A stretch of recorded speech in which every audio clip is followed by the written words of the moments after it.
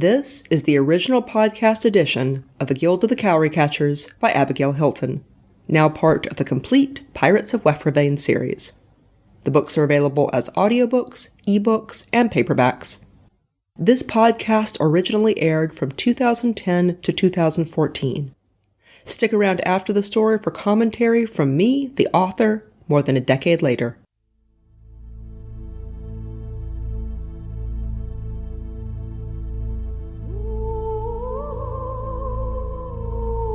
The Guild of the Cowry Catchers, a novel of pirates and Panamindorah. Written and narrated by Abigail Hilton.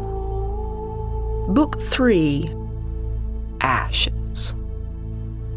Warning: this novel was intended for people who shop in the grown-up section of the bookstore. It is not intended for children or young teens. If you need to ask whether you will be offended, you probably will. Episode 4.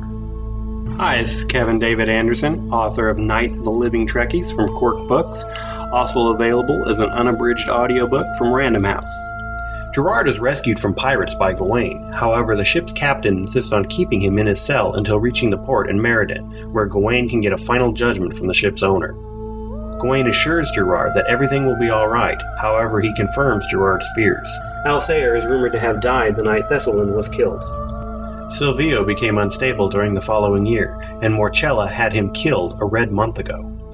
Gawain invites Gerard to leave Wefrevane with the Defiance in the spring, after a winter tour of the lawless lands.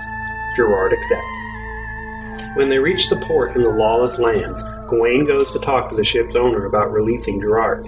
However, while he's gone, Gerard is kidnapped and sold to a Hunty fighting pit. The instigator, a Gazumel named Pater, was one of the prisoners that Gerard questioned, threatened, and released when he got his promotion. Silvio's warnings about the dangers of mercy proved to have been distressingly accurate. Chapter 9. Fellbane. Gerard blinked in the bright sunlight. The pit looked bigger from the bottom. On the far side he saw... Oh, mercy. Gerard had never seen a mountain griffin, but he knew he was looking at one now. The beast was at least half again as large as most lowland griffins, and much shaggier.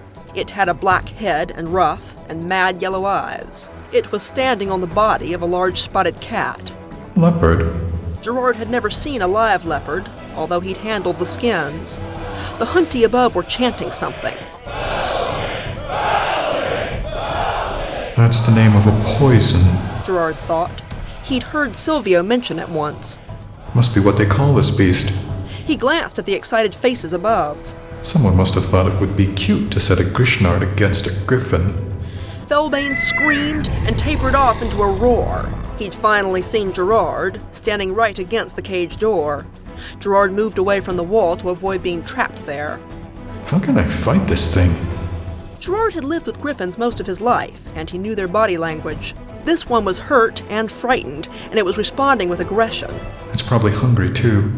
He couldn't tell how thin it was under all those feathers, but it had been tearing at the body of the spotted cat, and griffins did not normally relish the flesh of other carnivores. I doubt that cat went down without a fight. Leopards were known to be vicious. Fellbane is probably hurt. He wondered how many animals and shelts the griffin had fought and killed today, and perhaps yesterday, and the day before. Are you the champion of this pit, or just one contender? From the way the Hunty were screaming his name, he guessed Fellbane was a frequent part of their sport. Champion, Gerard decided. They didn't give me a weapon because they don't want this beast badly injured. They're probably not betting on my survival at all. They're probably betting on how long I'll last. That's why Pater sold me here. He didn't want me to be a slave, or I might be identified, rescued, and get him in trouble. He wanted me quickly and permanently disposed of. Gerard could see that the griffin had some kind of harness on its wings, preventing them from opening properly. The Hunty had also clipped its wings at some point, so that the normally tapering primary feathers formed a ragged edge. Gerard wondered if the beast could even speak, or whether it had been raised on nothing but cages and cruelty. Fellbane did not charge Gerard. He approached warily, light on his feet for all his size. He's been hurt before by armed shouts. He's not stupid. His yellow eyes glared from under his shaggy black feathers. Gerard could see blood in the tawny down and fur of one hip. The hunty quieted a little, waiting. Gerard let the griffin approach to within a few paces, well within pouncing distance. Felbane seemed puzzled by Gerard's lack of retreat. His yellow eyes stared intently. Looking for a weapon? Felbane, he said. The griffin stopped, stared at him suspiciously. Well, you know your name anyway. it's all right. I won't hurt you. I don't think I will. If I could get on your back, I might be able to break your neck. Maybe. Felbane opened his blood-stained beak and hissed, his feathered ruff standing on end. He leapt forward suddenly and slashed at Gerard with his claws. Gerard jumped back in time to avoid being disemboweled, but his shirt was ripped open from armpit to armpit. This is not going well. The hunty gave him an encouraging cheer. Gerard had a brief, but graphic, fantasy of setting Felbane loose in the streets above. At that moment, something landed with a thump behind him. Felbane hissed again and took a step back. Gerard retreated a few paces so that he could see what had landed without turning around. He thought maybe they had thrown him a weapon to enliven the sport. Instead, he saw a girl in black shirt and trousers. The car? Gerard was stunned to see her, and then stunned all over again at what she'd just done. She dusted herself off. She didn't seem hurt, although a leap from the edge of the pit without injury was the kind of thing one would only expect of a Gazumel. The hunty above had broken out in an excited, confused babble. This was undoubtedly the most interesting fight they'd seen for some time. Gerard only glanced at Dakar before turning back to the griffin, who was growling low in his throat and beginning to circle them. Dakar came to stand beside him. Gerard, this isn't a safe place. Where did you come from? I've noticed. He said, knowing that sarcasm was a foreign language to Dakar. Did you bring a weapon? She thought for a moment. I have my belt knife. She handed it to him, the little blade she used to dice medical herbs. Lovely. I'm supposed to kill a monster griffin with a fruit peeler. Felbane screamed again. He's going to charge. We're confusing him, but he hasn't seen a real weapon, and he's starting to think we're just bluffing. Dakar, do you have any ideas about how to get out of here? She shook her head. He took a deep breath. All right, I do, but it's dangerous. We're going to get on that thing's back. He won't be able to reach us easily with his beak and claws once we're there, but you must stay on. Do exactly as I tell you, understand? She nodded. Gerard stepped forward, between Dakar and the griffin. He glared at it, lashed his bristling tail. This was language that any griffin should understand. A challenge. Come on, charge. Felbane did. He'd been baited and teased, and he was angry. He was sure now that the Shelts had no real weapons. Wrestling with the bigger version of Alsair. That's all it is. Except Alsair had always sheathed his claws. Gerard let Felbane come, and at the last possible second, he leapt aside, dodging one clawed paw and dove at the creature's head. He managed to get one arm around its neck, and, most importantly, the other arm around its beak. My whole arm. He could have held Alsair's beak shut with a hand. He was suddenly glad of all that rowing. He landed with his full weight on the griffin's head, his leg already sliding over Felbane's neck so that he was straddling the head, and, also very important, standing on the griffin's front legs, his paws sliding down over Felbane's.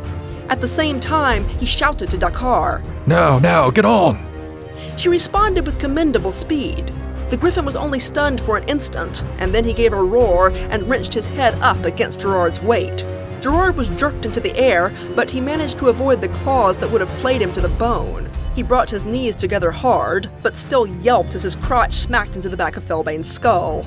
He slid back into the more difficult-to-reach area of the griffin's shoulder blades, hung on with one hand, and gripped the little herb knife with the other. He'd considered cutting the griffin's throat. He could do it from here, but That won't really solve our problem. he could see the creature's wings much better now. They hadn't been clipped in a long time. He can fly. I'm sure of it. Gerard began to saw through the harness that limited the movement of Felbane's wings. He'd expected to be wrenched this way and that during the process, and he was praying to the Firebird, and any other god who might be listening, that the griffin didn't think to roll over. To his surprise, Felbane hesitated. His throat was throbbing on a thunderous growl, but he stood rigid and didn't move. Gerard decided to try speaking to him again. Felbane, I'm cutting through your harness. There, it's done. In fact, the harness was still in place, but he'd gotten through the center strap, the one that mattered. You can fly. Maybe not well, and you may not have much of a glide, but you can fly. The Hunty had been ecstatic with Gerard's trick of getting on the Griffin's back. Most of them hadn't seen his tiny weapon. Now they suddenly realized what he intended, and a great roar went up, this time an angry sound. Gerard risked giving Felbane a light shove. Your wings! Use your wings, Felbane! Please, before they get arrows. Suddenly Felbane gave a bound. He twisted in the air, bucked hard, and it was all Gerard could do to stay on his back. Dakar's arms locked around Gerard's waist. He gripped as hard as he could with his knees, crouched low, wrapped his arms around Felbane's shoulders, and got 2 handfuls of feathers. He is thin. He could feel the Griffin's bony rib cage and spine beneath his downy pelt. Felbane hit the ground and screamed. Gerard had felt the push of his wings on that jump, but it wasn't enough. Don't jump! Flap! Fly! He realized that Felbane had probably never flown before. Felbane leapt again, and again Gerard felt the instinctive push of his half-opened wings. A javelin flashed in the air and made a terrible solid thump into the Griffin's lower body. Gerard couldn't see where it had lodged, but Felbane gave a shriek of agony and twisted as he hit the ground. We're going to die. He jumped again almost immediately. Gerard's ears rang with Felbane's cries. This time his wings opened fully. They were even more impressive than Gerard had expected, a magnificent span of black and gold feathers. Pieces of the harness flew in all directions. Felbane started to drop, but just before he hit the ground, he gave another beat, and now he had the hang of it. Another javelin flashed from the edge of the pit, but this time it missed, and then Felbane was beating madly.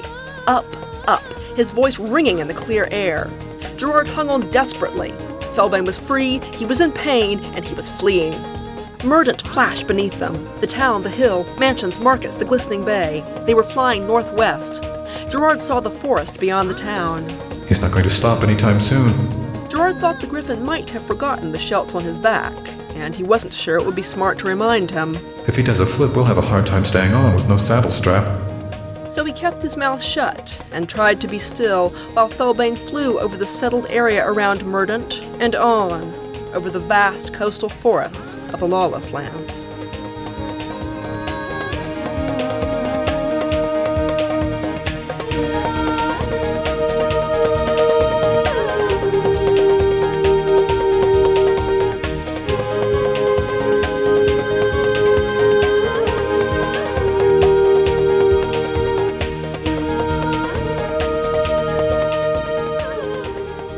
Chapter 10.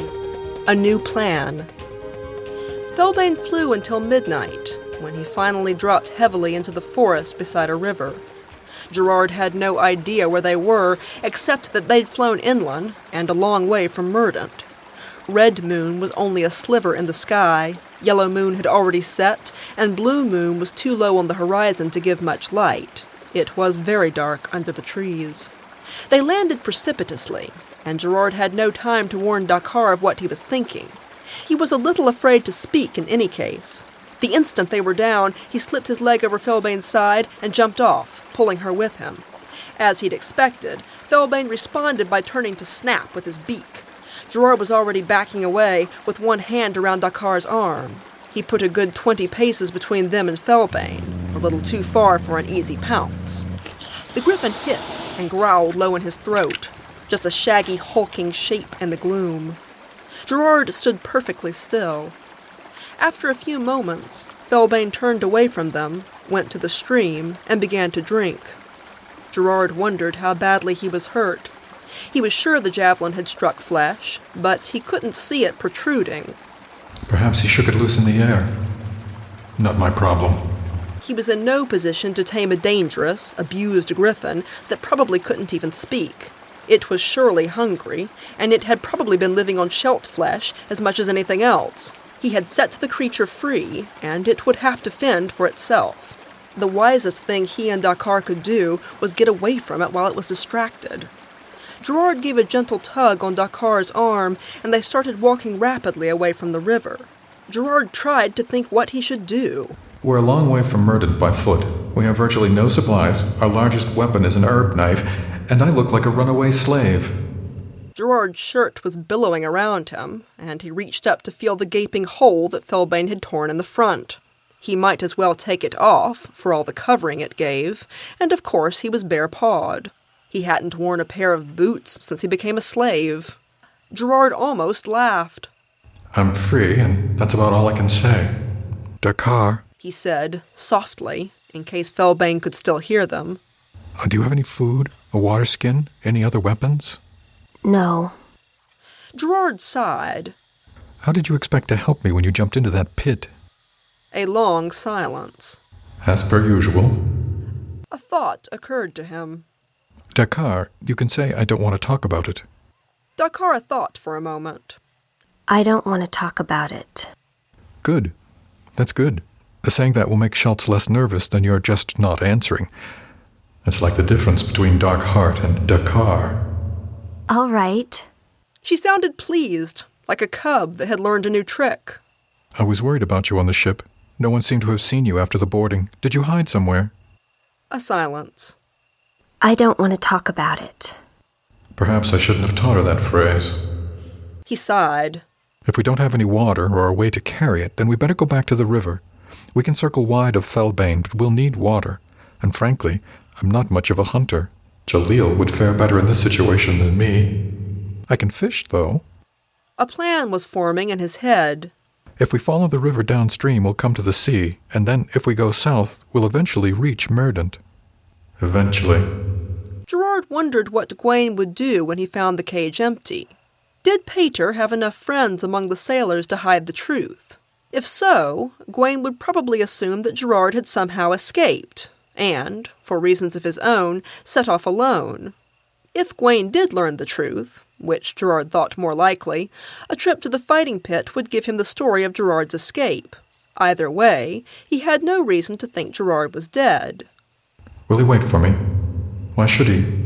Gerard thought it likely that Gawain would proceed with his journey into the interior. After all, he had a limited timetable. He invited me to leave Wefravain with him. He said they were sailing from Zorn in the spring. I can meet him there. He'll expect it. North, then. We'll go north when we reach the beach and hope Felbane didn't get any further than the peninsula. Gerard wondered what he would do when he reached Zorn. No money, no clothes, and I look like a slave. Perhaps Dakar can sell her medical services and I can be her assistant. This seemed like a workable plan, and he told Dakar. She didn't argue. We need supplies, though.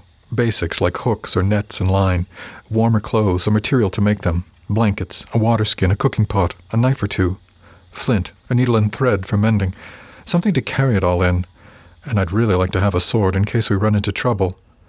We need to look for a village or farmhouse or merchant caravan, any place where we might be able to trade our services for supplies. You could do medical work and I could do manual labor, even clerical work. I can write, after all. But somehow, we need to get our hands on these things. Dakar nodded. Gerard had already started them circling back towards the river. He had a prickly sensation of eyes watching him, but whenever he turned around he saw nothing among the shadowy trees. He was beginning to regret letting the enormous griffin out of his sight. Gerard felt better once they reached the river. He took them right down to the edge. Dakar removed her boots, and they walked along in the shallows. Gerard could see and hear all around. He saw no sign of Felbane. They walked until the first traces of dawn touched the horizon. Gerard knew he had to sleep soon. Dakar insisted on taking the first watch. She said she could stay awake, and he was too exhausted to argue. They sat down under a tree that overhung the river. Gerard made a nest in the leaves and fell asleep.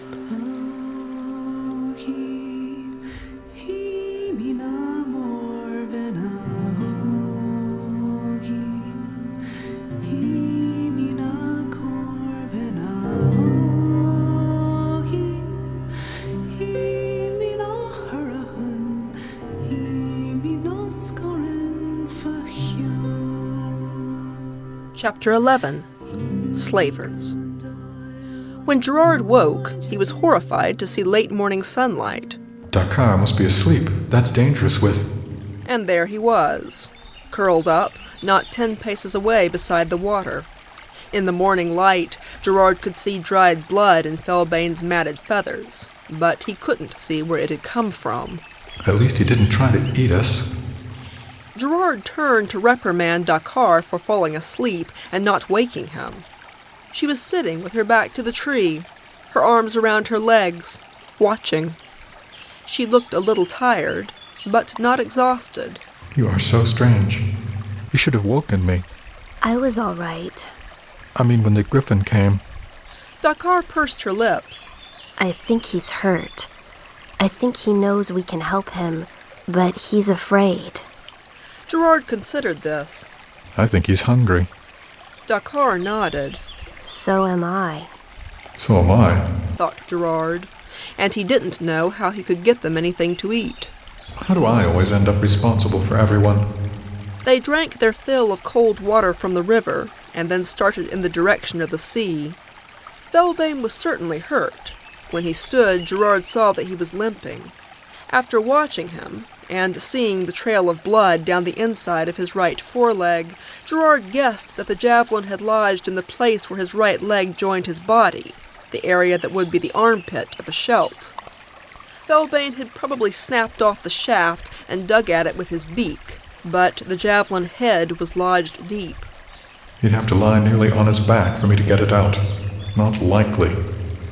Felbane whined at them when they started away, but when Gerard turned and took a step towards him, he lowered his feathery ears and snarled. All right, suit yourself. Gerard didn't like to turn his back on the beast, but he couldn't force Felbane to leave, and he wasn't about to walk around backwards all day. As time passed, and Felbane did not attack, Gerard began to relax and ignore him. He'll get hungry and go away to hunt. He'll work that javelin head out on his own. Gerard had more pressing concerns. He wished he'd been a bit more like Jalil as a youngster, a bit more interested in survival in the wild. Alas, Gerard had been more taken with boats and books and flying. Any land hunting he'd done had always been in concert with Alsair. He saw nothing to eat as they walked. No berries, no fish that could be caught with the hands, no conveniently slow animals. How could we cook meat if I catch it? He thought a Schelt could get parasites from eating uncooked meat, I can go find something. said Dakar vaguely. What do you mean? I don't want to talk about it. Gerard rolled his eyes. Dakar, if you know a way to find food, please tell me.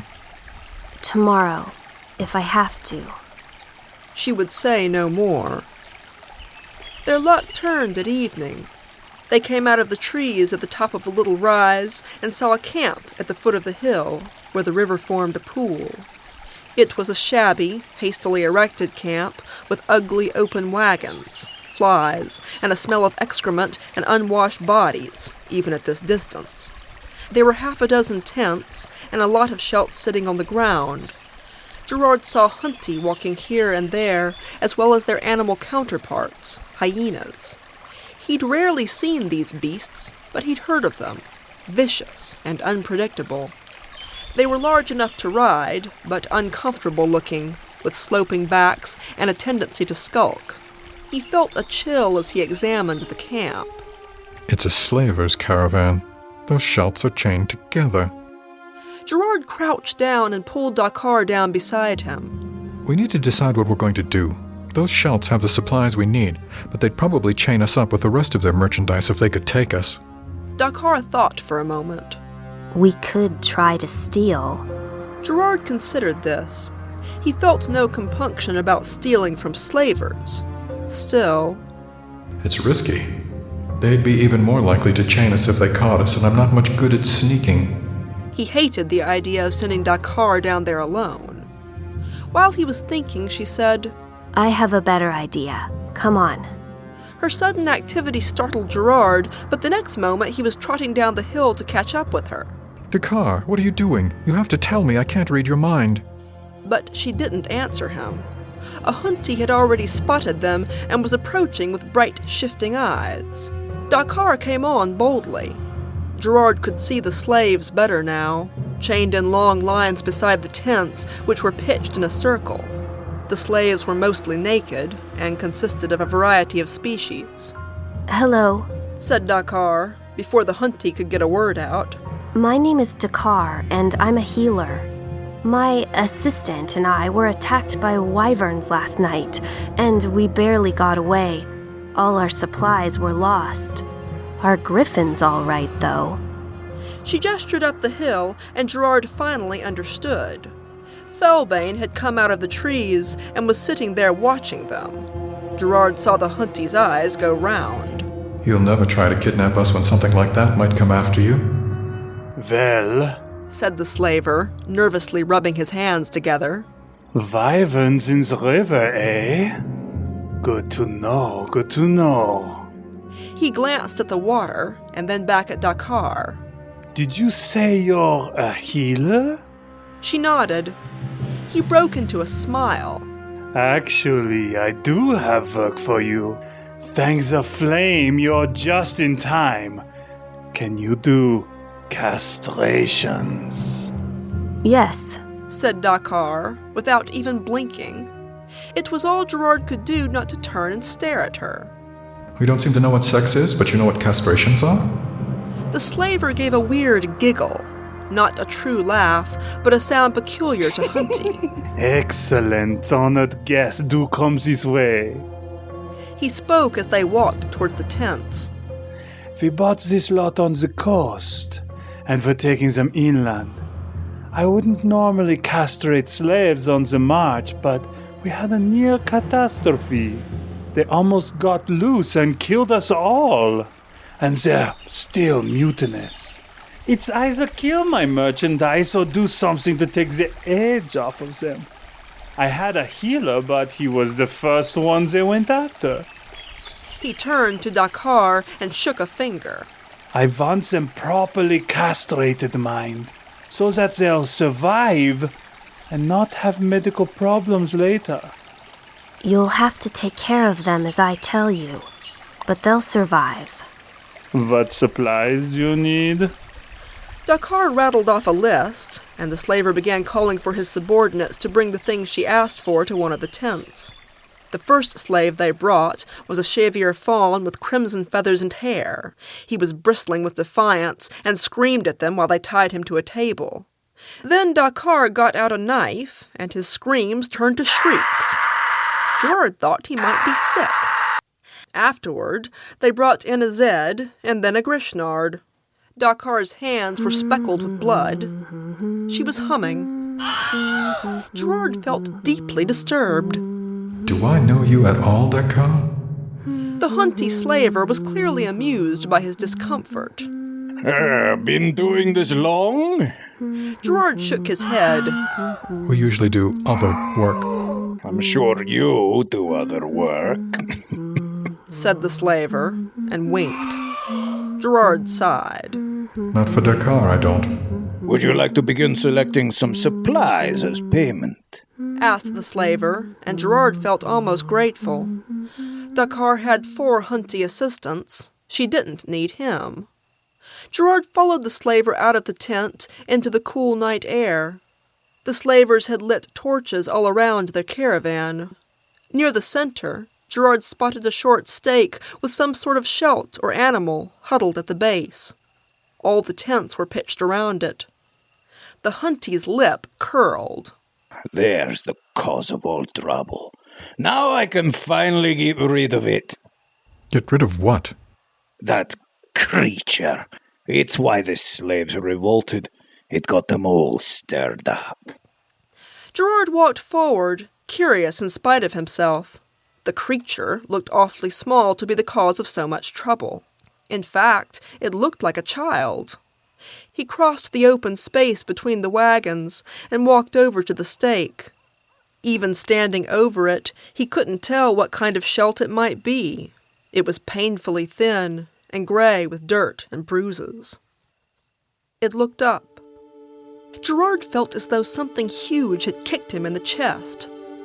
Silvio. It was sold to us as a skilled bed slave. The hunty was saying. If I ever find the shelt who sold it, I'll get my money back with blood for interest. They told us it was 18. Probably a lie, but with foxlings it's hard to tell. I doubt it was ever a bed slave. Assassin, more likely. The slaver rattled on, but Gerard hardly heard him. 29. He's 29, and he's been both. Silvio took a moment to recognize him. Then Gerard saw his pupils dilate against the pale irises. Silvio took a couple of quick breaths and dropped his gaze to the ground again. The Hunty had staked him on his knees, with his hands behind his back. His fur was so thin that he was nearly bald in places. His hair was a tangled mess. His tail... Gerard thought for a moment they'd cut it off, but no, it was just a rat-like wisp in the dirt. It killed 3 guards in 5 days, before we even figured out who was to blame. It incited the other slaves, taught them how to pick the locks on their shackles, tried to poison me, and nearly put a knife through my eye. He kicked Silvio. Killing it wouldn't have been enough to keep the others quiet. I needed it alive and suffering. But with the strongest males castrated, we should be all right.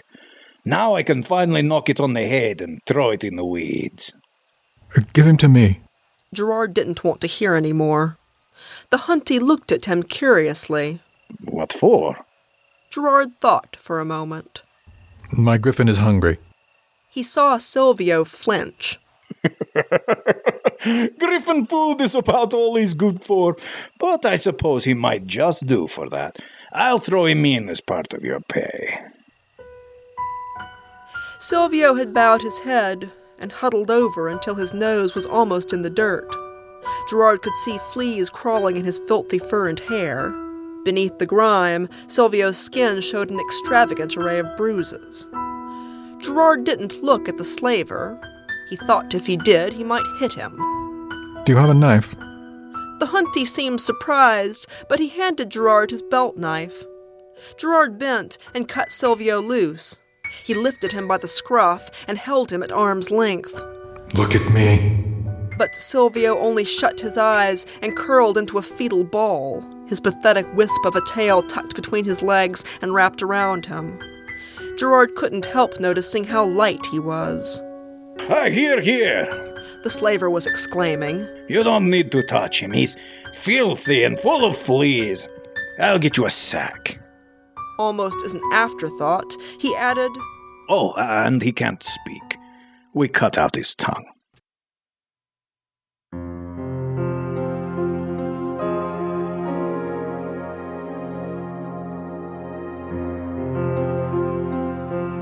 You have been listening to The Guild of the Cowry Catchers by Abigail Hilton. Copyright Abigail Hilton. Cowry Catchers is an illustrated podcast. Artwork for this episode was created by Sarah Cloutier and Beau Kyer.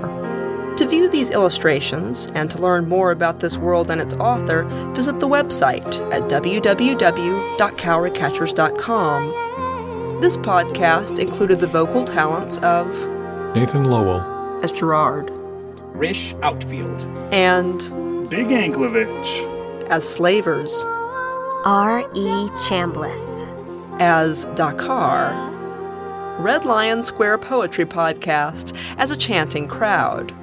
Special thanks goes to Brian Lincoln, Charlie Blanchard, and Alex Thomaser for helping with the first pass audio editing for this book.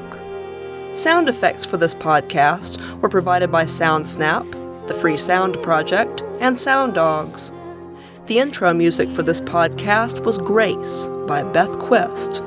The outro music is Everywhere, also by Beth Quist. Both were licensed with permission from Magnatune.net. Music for Book 3 of Cowry Catchers included selections from Digital Juice at digitaljuice.com and Kevin MacLeod at Incompetech.com. It also included additional music from Beth Quist, Diana Rowan, and Jamie Saber, all from Magnatune.net. All music was licensed and used according to the terms of the websites. For details, this is a standard copyright please see the now. show notes. This podcast is provided for your personal enjoyment only. You can download and archive the episodes for your personal use. You may not re-upload, mirror, or publicly redistribute the audio files, nor can you alter, remix, or create derivative works. And I hope you enjoyed the story.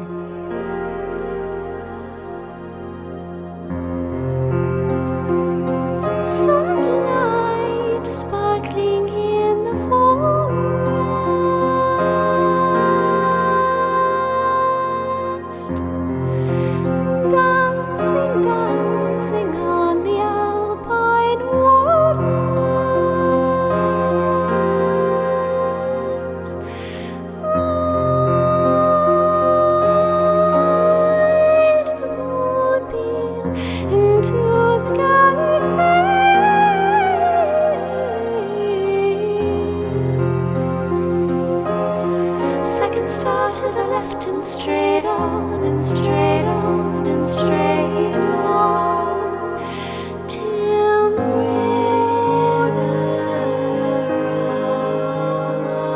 when I find us gaze And I'm back. This is 2025 Abby coming to you with some comments on the episode. So, Kevin David Anderson, who introduced this one, I went and checked what date Night of the Living Trekkies was published, and it was September 15 of 2010. So that would have been maybe a year before I was recording this episode, so that was a recent release for him. I looked up his website. It looks like he has gone on to publish many more books. It looks to me like he's been quite successful, so that's cool. He has done several more along this same thing. So one of the titles that comes up when you search his name is Night of the Zombies.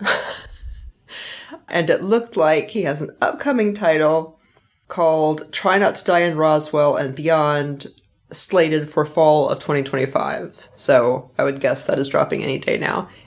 Cool guy, and it looks like he has gone on to publish lots more books.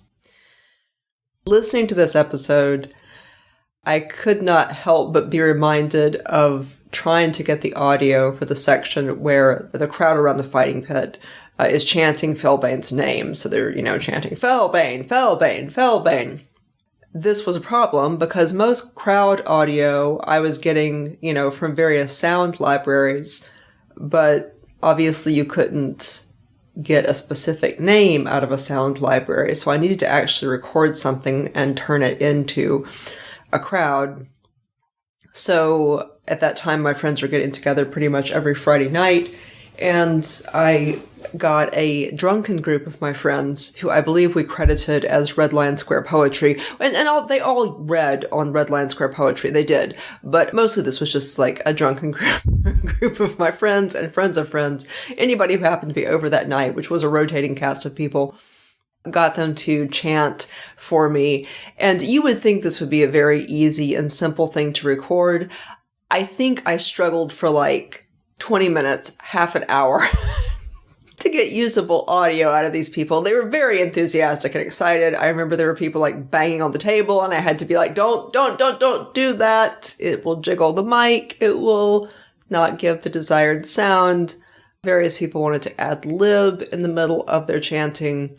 Anyway, I did get the sound that I needed and turned it into a crowd, hopefully a convincing crowd. Also, as I was listening here, I had to kind of giggle at the moment when Gerard says that he thinks Felbane is hungry, and then Dakar says, so am I, and Gerard says, so am I. And, you will realize later that Felbane, Dakar, and Gerard being hungry, if he understood more about the company he was in, that would be a much more alarming statement.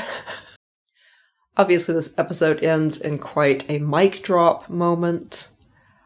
All of these episodes have art that go with them. The art that goes with this one is kind of painful. They all have really cool art, and you should come over to the Patreon and look at the art when you get a chance. I also wanted to remind you that there are a bunch of interviews that I recorded with the various voice actors at the time. Some of them I recorded several interviews over the course of recording the novels. You can get all of those interviews over in my store. It's shop.abigailhilton.com. They are free. You can also download the music from the books if you wish. If you want to listen to the interviews, they are quite interesting. They were recorded at that time.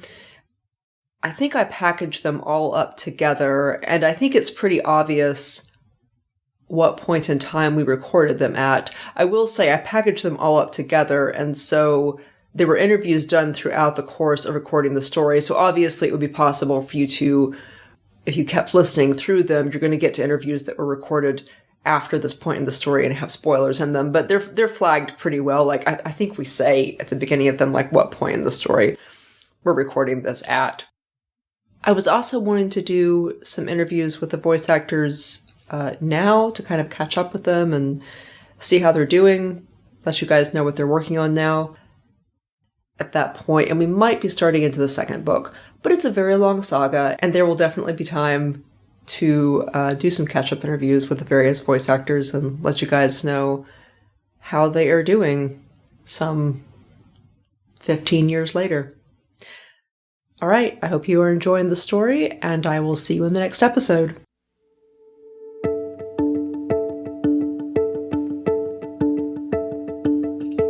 This is Abigail Hilton, and you have been listening to the Pirates of Wefravain saga. Join me on Patreon for early episodes, long-form interviews, forum access, personal updates, and lots of artwork, including maps and species charts. That's patreon.com/Abigail Hilton.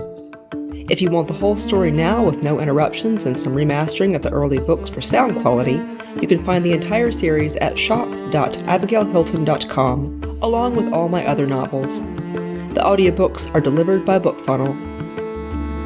Background music was Hidden Sky by Jamie Sieber, licensed from Magnatune.net circa 2014. The Guild of the Cowry Catchers podcast is an audio adaptation of the Pirates of Wefravain saga, written and produced by Abigail Hilton. Original production copyright 2010, all rights are reserved to the author.